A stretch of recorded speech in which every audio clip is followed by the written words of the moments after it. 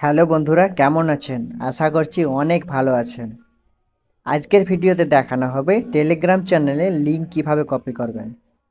Telegram অ্যাকাউন্টে নয়, Telegram চ্যানেলের লিংক কপি করব আজকের এই ভিডিওতে।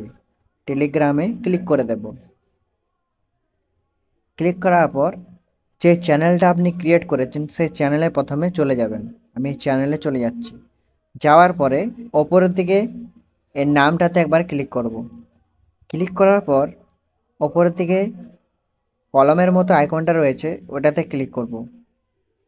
ওইখানে ক্লিক করার পর নিচের দিকে দেখুন চ্যানেল টেপ, এই অপশানটাকে ক্লিক করতে হবে। ক্লিক করার পর এটা আপনার প্রাইভেট চ্যানেল না পাবলিক চ্যানেল, অবশ্যই পাবলিক চ্যানেল করে রাখবেন। নিচের দিকে যে পাবলিক লিঙ্ক, এই লিঙ্কটা আপনার চ্যানেলের লিঙ্ক। তারপরে নিচের দিকে ম্যানেজ ইনভাইট লিঙ্কস, এখানে ক্লিক করতে হবে। ওখানে ক্লিক করার পর এই যে কপি অপশন রয়েছে, এই কপিতে ক্লিক করে দেবেন।